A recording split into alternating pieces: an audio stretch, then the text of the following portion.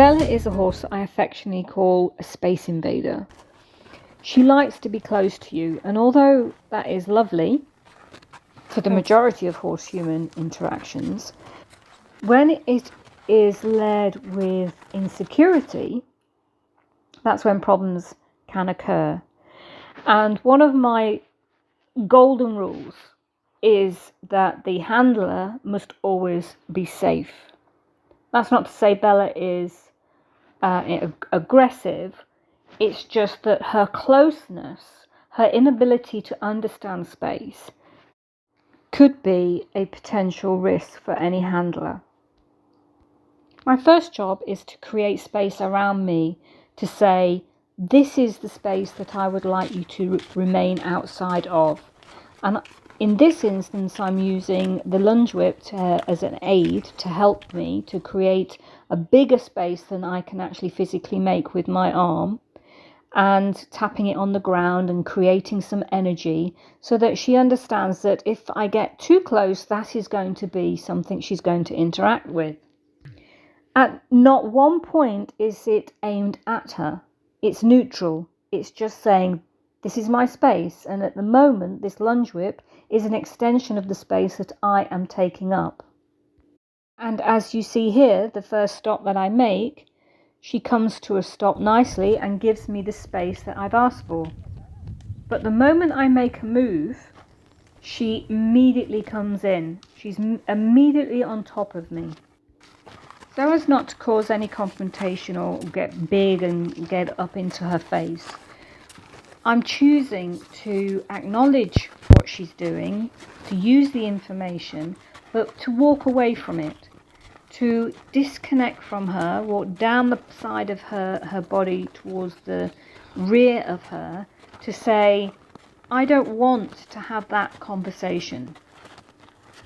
And as I circle around, she gets further and further towards the end of the rope, creating that space that we're both desiring. Because in the end, her ability to feel secure in her own space is going to create a much more confident, settled horse.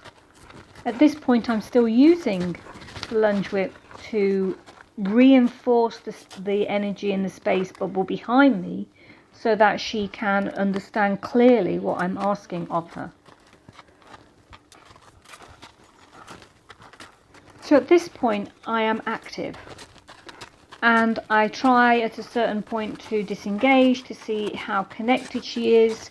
She's not at all connected to the ass, so she carries on circling. So I carry on circling with her. Again, I'm not going to get into an argument with her. I'm just waiting for her to find peace, to find a moment of that. I'm waiting for her to find that.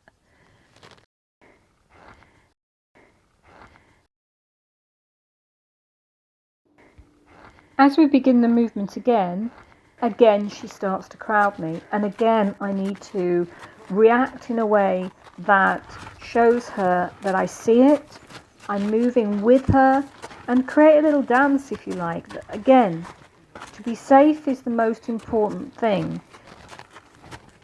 I'm not averse at getting big if I need to remain safe. It's my job to ensure that the conversation is always kind, clear, and with an energy of collaboration. The goal here is for her to find peace at a distance and feel secure in her own skin, in her own space. So that is the door I'm trying to open for her. But I can't do that if my safety is in question. Again, I'm not angry with her, so there's no point in me being aggressive. She doesn't know. And if she doesn't know, there's no point in me being upset with her.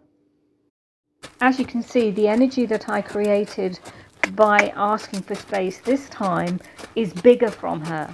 I actually think that's a huge positive. As we know, movement is a really important factor in their mental and emotional well-being, apart from the physical side. But if they're anxious and they're tight, most horses find relief when they are moving. So she's searching for relief by going into the trot. That's the beginning of finding peace at distance, at a standstill. So I follow her lead, and as she begins to trot, I encourage the trot. I'm with her, with the energy inside, I'm trotting with her. This is about being a partnership. She chooses to trot, I'm trotting. If she chooses to walk, I'll be walking. Once she finds the walk again, that is a moment of complete connection. We're rhythmic together, she's at a beautiful distance, and it is a really incredibly beautiful moment of relaxation within her and within our partnership. Up until that point, the balance of passive and active has been in her favour, i.e. she has been the most active within the conversation. So I take this opportunity of connection to become more active myself and ask her for the trot this time.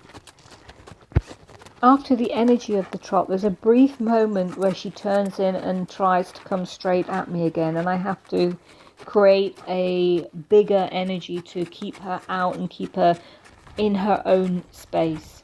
Immediately, I become passive. I follow her lead. It's a reward for her. I remove some of the pressure, and it's the beginning of her realizing that actually she is in control of her own space, and she has the ability to have a say in how the conversation goes.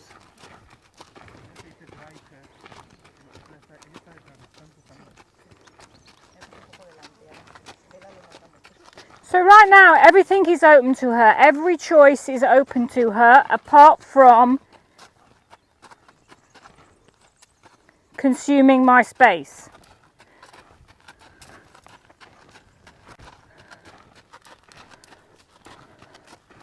I'm not particularly asking her to move, I'm moving with her, although I'm in a driving position. And right now, if she stops at distance, even if she's not facing me and she doesn't come in,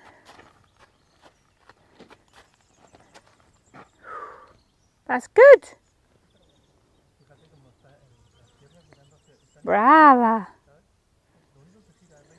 Giving horses choices and taking a more passive position during the early days when you're working out what they know and who they are, it gives you a lot of information about how they process and learn.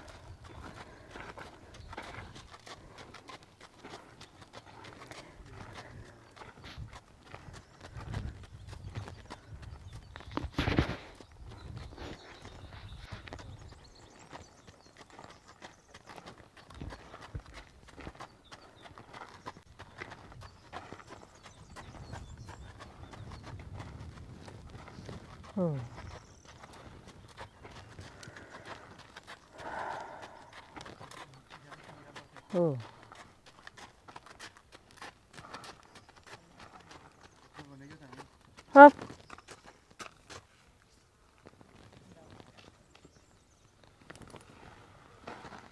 So I'm going to reward that because she stopped at distance.